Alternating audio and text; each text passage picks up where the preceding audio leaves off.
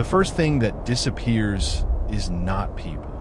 It's memory, long before the first city walls, before kings carved their names into stone, before writing decided what was real. Something ends. No fire, no sudden darkness, just silence. A silence so complete that nothing survives it intact. The land between the rivers is quiet, too quiet. The kind of quiet that comes after something has already happened. The sky hangs low over flat Earth. Water moves slowly, carrying traces of something older than any story. There are no records of this moment. That alone should trouble you, because later, this land will become obsessed with records, with lists, with kings, with gods, with exact numbers of years and reigns and offerings. A civilization that measures everything does not forget by accident. Yet this moment is missing. According to the stories that survive, humanity does not begin here. It restarts. The survivors will say the gods returned after a great silence, that they descended from the sky, radiant and terrifying, that they found humans already here, confused, scattered, incomplete, and that they decided to intervene. The Sumerians will call them the Anunnaki, those who came from above. They will not describe them as metaphors, not as ideas, not as symbols. They describe them as administrators, decision-makers, beings who measure time differently, who lived longer, who spoke with authority that did not need explanation. The Anunnaki did not ask humans what they wanted. They told them what they were for. In the earliest tablets, humans are not created to rule. They are created to work, to dig, to build, to remember what they are told to remember. The gods complain about labor, about exhaustion, about rebellion among themselves. So they create a substitute, humanity, that is not a comforting origin story. It is a functional one. The Anunnaki organize the world quickly. They establish cities before humans understand cities. They assign kingship from above, not through bloodlines, but through permission. Power does not rise from the ground. It descends, and with it comes something new. Instruction. Humans are taught when to plant, when to harvest, when to pray, when to sleep. Time becomes regulated. Ritual replaces instinct. Memory becomes external, written. But the tablets hint at something else, something uncomfortable. They speak of before the gods reorganized the world, before kingship descended from heaven, before humans were shaped into workers and worshipers, a time when humans lived differently. Not better, just differently. That world ends abruptly. The tablets call a flood, not a storm, not rain, a reset. A deliberate erasure. The waters do not just destroy. They cleanse. They remove complexity. They flatten history into myth. What survives is what is allowed to survive. When the waters retreat, the Anunnaki return. And they begin again. This time with rules. This time with limits. This time with memory tightly controlled. Writing is given carefully. Not everyone can use it. Not everything can be written. Knowledge is segmented. Sacred texts are restricted. Authority is reinforced. Because the gods have learned something. Human memory is dangerous when it grows uncontrolled. The stories that follow will celebrate this new order. Cities rise. Ziggurats climb toward the sky. Kings rule with divine approval. Humanity flourishes. But beneath the success is fear. Fear of remembering too much. Fear of asking what came before the flood. Fear of discovering that humanity once existed without supervision. That fear echoes faintly through the tablets. In omissions, in contradictions, in reigns that last impossibly long, in gods who argue and make mistakes. If the Anunnaki were only symbols, they would not be so defensive. If this were only myth, it would not insist on control. The Sumerians did not ask where the gods came from. They accepted that they arrived. They did not ask what happened before. They were told it did not matter. And that is the first hesitation in recorded history.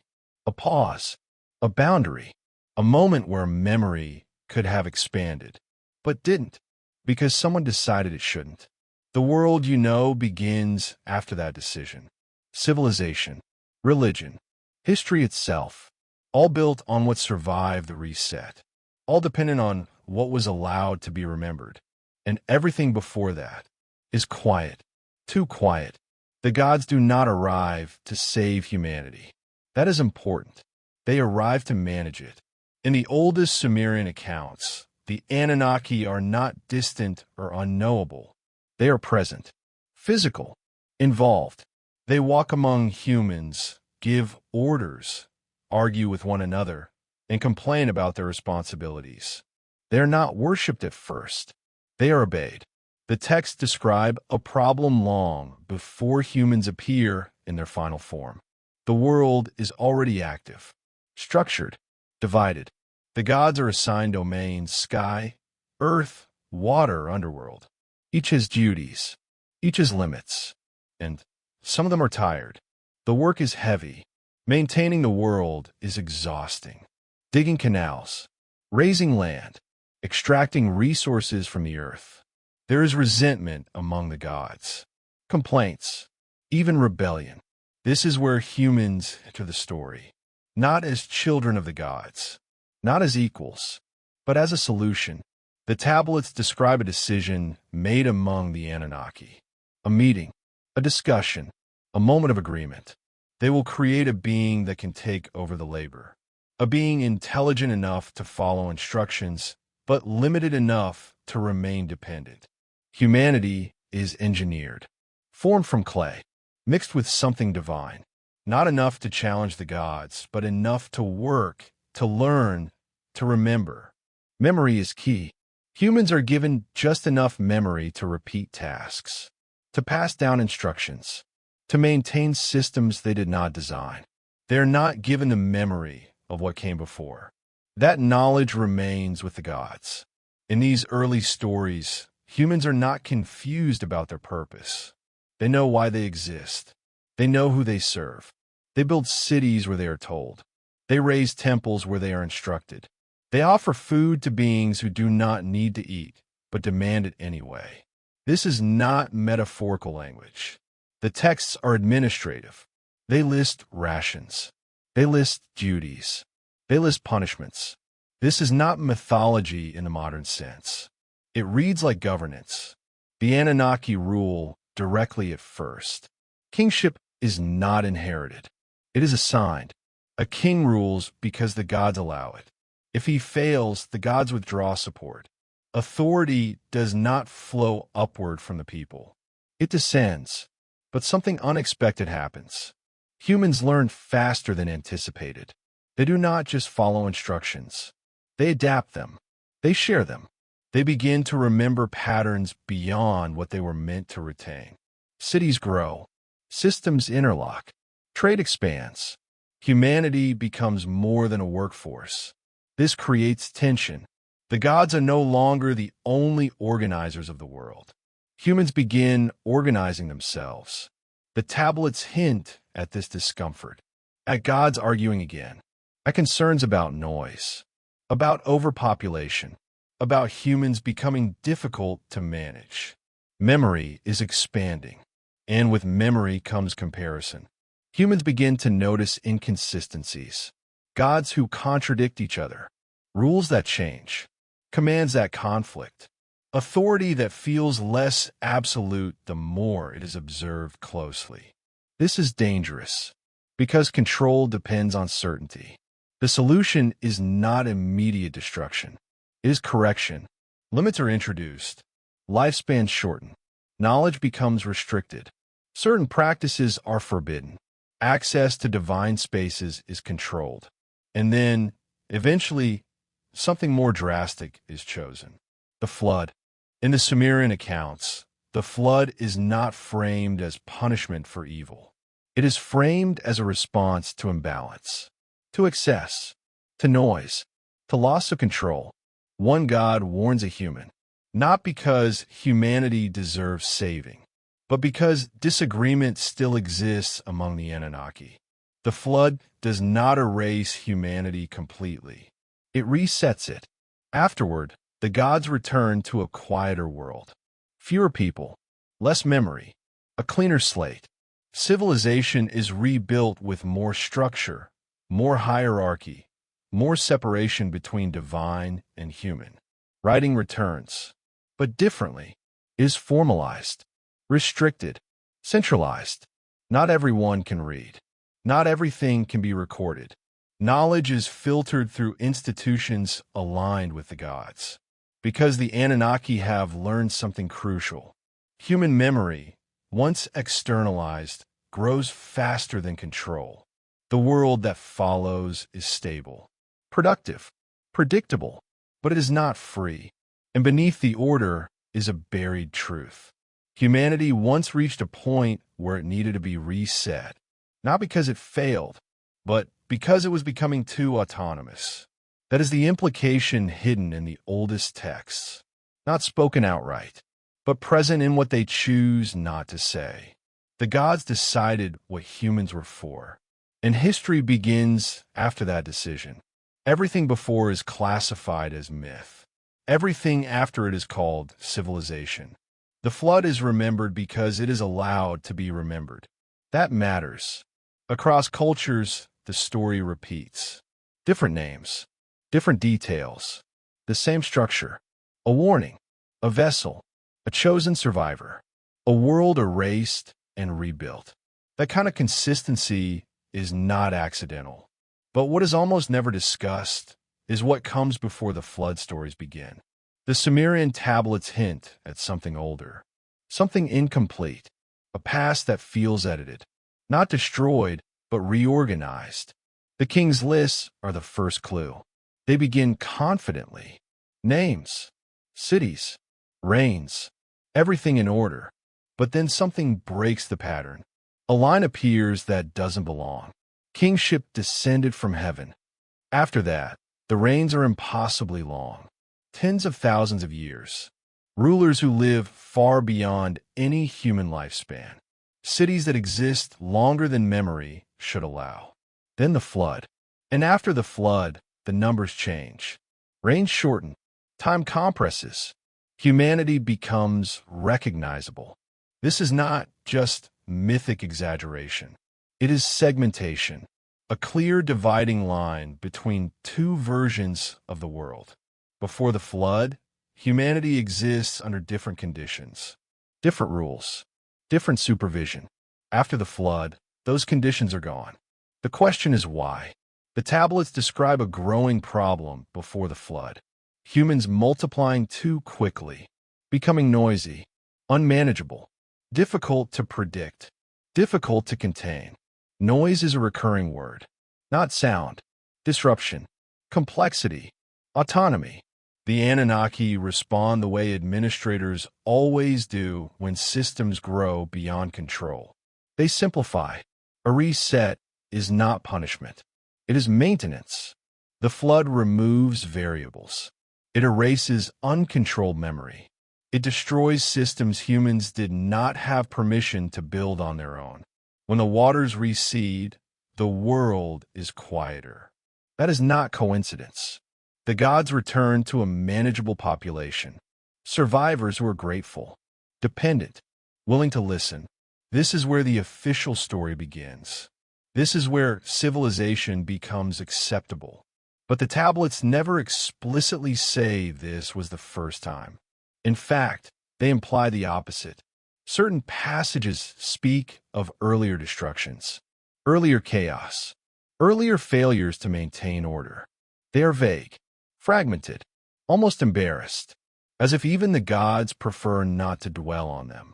Humanity, it seems, was not perfected on the first attempt. The Anunnaki adjust their approach after the flood. They introduce clearer hierarchies, more rigid priesthoods, stronger separation between divine and human knowledge. Access becomes the central tool of control. Who can read? Who can write? Who can interpret? Writing itself becomes sacred, not because it is holy, but because it is dangerous. The written word preserves memory beyond individual lifespans. It allows patterns to be recognized. It enables comparison across generations. Memory becomes cumulative, and cumulative memory threatens authority. So writing is limited, taught selectively, used primarily for accounting, ritual, and law. Personal reflection is rare. Independent interpretation is discouraged. This is not ignorance. It is design. The Anunnaki understand that the previous world failed because humans remembered too much, too far back, too freely. The flood wipes the slate clean, but does not solve the underlying problem. Human curiosity remains. Even with restrictions, humans begin asking questions again. Quiet ones, careful ones, questions about origins, about the gods' disagreements, about the strange gaps in their own history. The gods respond with stories, myths, narratives that explain just enough to satisfy without revealing too much. Myth is not falsehood, it is controlled truth. By the time later civilizations inherit these stories, the original context is gone. What remains feels symbolic, abstract, safe, but the structure remains. A cycle of creation, growth, correction, reset. The flood is simply the most famous example, not the only one. The Sumerians do not celebrate the flood. They endure it. They record it because it defines the boundary of acceptable memory. Everything before it is unreachable. Everything after it is permitted. That boundary is the real legacy. Because once a reset is accepted as divine necessity, it can be repeated. And once memory loss is normalized, questioning it becomes heresy. The flood teaches humanity a lesson that lasts thousands of years. If you grow too complex, you will be simplified. If you remember too much, you will be made to forget. The world that follows is stable, but fragile. Advanced, but constrained. Curious, but cautious. Humanity learns to live inside limits it did not choose. And history, as we know it, begins inside those limits. The most unsettling implication is not that a flood happened. It is that floods are a solution, and solutions are reused. Memory was never neutral. That becomes clear once you know where to look. After the flood, the world does not return to chaos. It returns to order, but not the kind that grows naturally. This order is deliberate, layered, reinforced. Cities are rebuilt with precision. Streets follow patterns.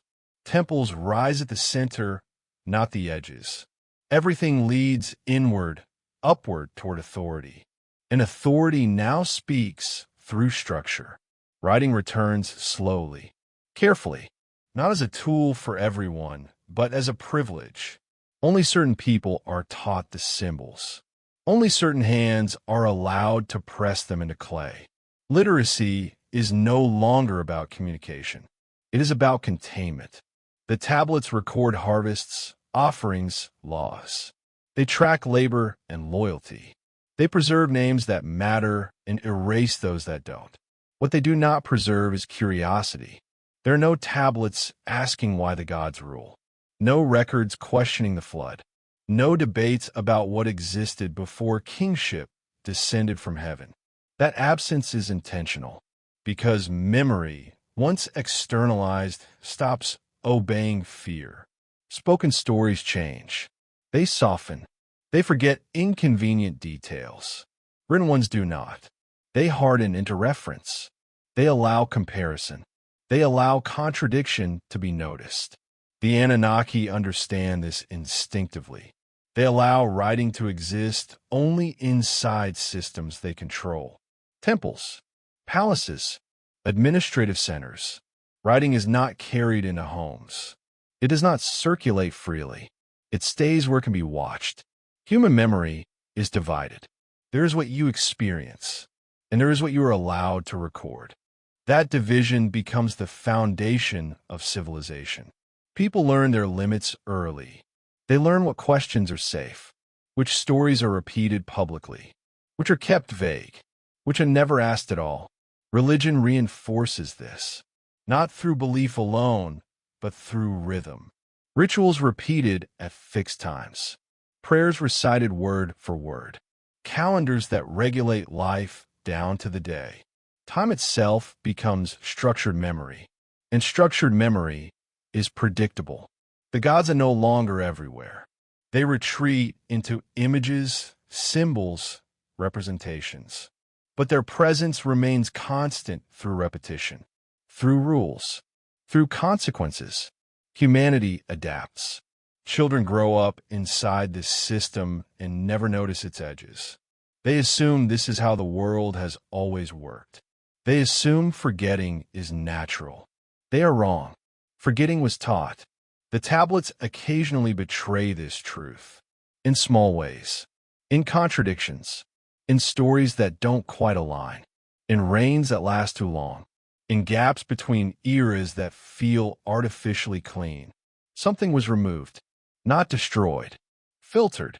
The most dangerous memories are not erased outright. They are buried under layers of meaning. Reframed as myth. Treated as symbolic. Made safe by abstraction. If a story is labeled metaphor, it no longer threatens power. The flood becomes a lesson about morality, not control. The gods become embodiments of nature, not administrators. Humanity becomes ignorant by accident, not design. This reinterpretation is the final step. Once memory is reframed, it polices itself. People stop asking what is missing. They accept the version they are given, and that acceptance becomes tradition. The Anunnaki no longer need to intervene directly.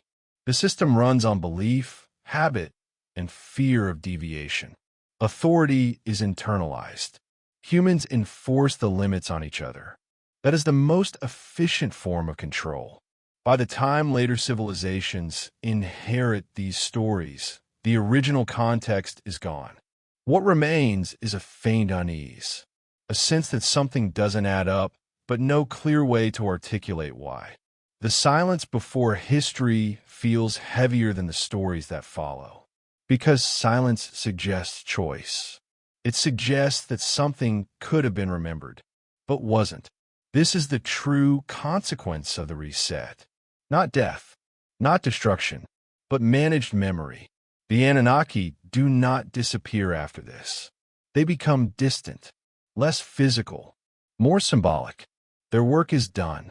Humanity now lives inside a curated past, a past that explains just enough and hides the rest.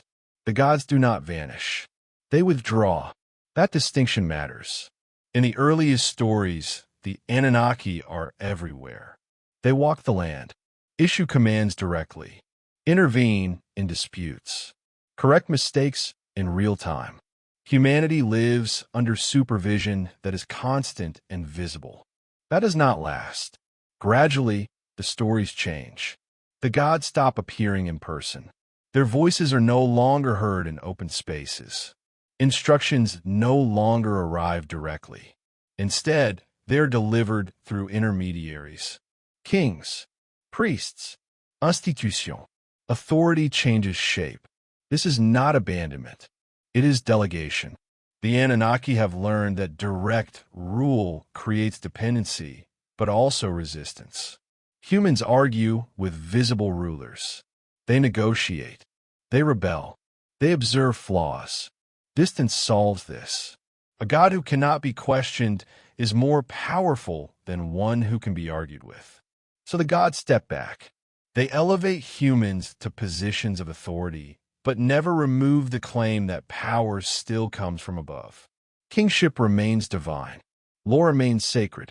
Obedience becomes a religious act. Human rulers now enforce limits the gods once enforced themselves. This is more efficient. The system no longer requires constant intervention. It sustains itself through belief, hierarchy, and fear of disorder. The Anunnaki become symbols. Their images remain. Their names are spoken. Their stories are preserved. but their presence is abstracted, safer, less vulnerable to scrutiny. Humans adapt quickly. They internalize the structure. They defend it. They punish those who challenge it. The system now has momentum of its own. The gods no longer need to correct humanity. Humanity corrects itself. This is the final stage of control, when power no longer needs to appear. The tablets reflect this shift subtly. Later texts are more formal, less personal. The gods speak less. Humans speak more on their behalf. Mythology becomes theology. Administration becomes ritual. Control becomes tradition. And tradition is the hardest thing to challenge. The Anunnaki fade from daily life, but their influence remains embedded in systems, in calendars, in laws, in the concept of divine order itself. Humanity continues to progress, but always within boundaries it did not choose. Questions about origins become philosophical instead of practical. The flood becomes a moral lesson. The gods become forces of nature. The resets are no longer discussed. Memory has been fully reframed. By the time later civilizations inherit these stories, the Anunnaki are no longer seen as decision-makers. They are legends. That is the point. Legends cannot be questioned. Johannes, no, humanity, now lives in a world where the architects have stepped out of sight, leaving behind a self-regulating system. Whether the gods ever physically existed becomes irrelevant. Their framework does, and frameworks outlive their creators. The most unsettling possibility is not that the Anunnaki disappeared. It is that they succeeded. They no longer needed to be present. Humanity now maintains the limits on its own memory, its own curiosity, its own understanding of the past. Control has been fully transferred. The gods are gone from the surface, but not from the design. History begins where memory is allowed to survive. That is the uncomfortable truth beneath every civilization. Before writing, before kings, before gods were carved into stone, there is a silence, not the absence of sound, the absence of permission. Whatever existed before the first tablets was not simply destroyed. It was disconnected, separated from continuity, cut away from the chain that turns experience into history. This is why prehistory feels vague, why it stretches endlessly backward without detail, why it is treated as instinctive, primitive, incomplete, not because nothing happened, but because nothing was carried forward intact. The Sumerians never claimed to be the first humans.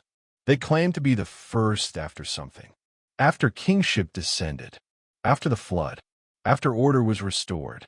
That after matters more than anything else, because it implies a before that does not fit. A world without gods overseeing labor, without administrators assigning purpose, without memory filtered through authority. A world where humanity may have developed differently, not better, just freely. That version of humanity does not survive in records, only in hints, in exaggerated reigns, in contradictory myths, in gods who argue like managers, not creators, in floods that solve problems instead of punishing sins. Civilization tells itself that forgetting was necessary. That chaos demanded order. That freedom required limits. That memory needed structure to be useful. Those explanations are comforting. They justify loss, but they also conceal it. What if humanity once remembered too much? What if early humans were not ignorant, but uncontrolled? What if the true danger was not destruction, but autonomy? The Anunnaki stories do not answer these questions. They avoid them. They redirect attention toward worship, obedience, and gratitude, toward survival instead of curiosity. That redirection is the real inheritance of the ancient world. By the time later civilizations build upon Sumer, the framework is complete. Gods are distant. Kings are absolute. History is linear. Progress is measured. The past is settled, and silence becomes normal. We inherit that silence. We call it myth. We call it legend. We call it imagination filling gaps. But imagination does not repeat itself across cultures without pressure. Something shaped these stories. Something decided what could continue. History did not begin because humans learned to write. It began because something decided what humans were allowed to remember. And that decision echoes forward. Even now, we still divide time into before and after. We still accept resets as necessary. We still trust institutions to curate the past for us. We still live inside a managed memory. The Anunnaki may be myth, or they may be metaphor, or they may be something else entirely. That question no longer matters as much as this one. What kind of humanity existed before history decided to begin? Because whatever it was not allowed to continue. History moved on, but it almost didn't.